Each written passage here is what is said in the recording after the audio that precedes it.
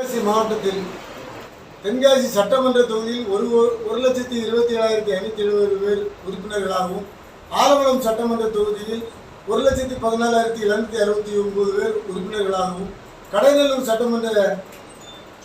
சட்டமன்றத்தில் 1,22,796 உறுப்பினர்கள் ஆக கொடுத்த இலக்கை விட 10% கூடுதலாக சேர்த்து உழைத்த ஒன்றிய நகர செயலாளர்களை இந்த நேரத்தில் நான் பாராட்டுகிறேன்.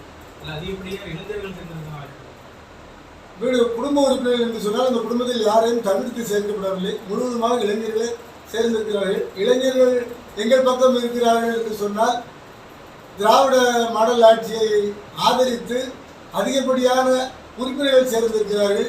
யாரையும் நிர்பந்திக்கவில்லை. அவர்களிடம் மண், மொழி, மானம் காக்க திராவிட முன்னேற்ற கழகத்துடைய தலைவர் வேண்டுமா என்று கேட்ட கேள்விக்கெல்லாம் ஆம் என்று பதிலளித்திருக்கிறார்கள். ஆகவே இளைஞர்கள் புதிய உறுப்பினர்கள் என்பதை விட புதிய வாக்காளர்களும் இதில் இணைந்திருக்கிறார்கள் என்பதே உண்மை.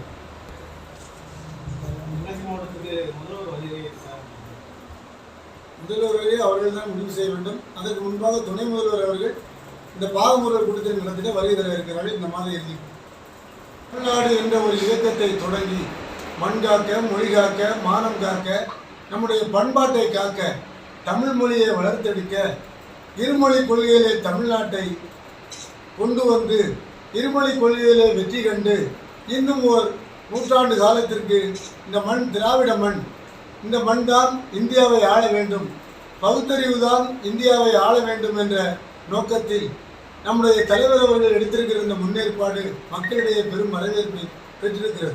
பேரறிஞர் பெருந்தகை அண்ணாவுடைய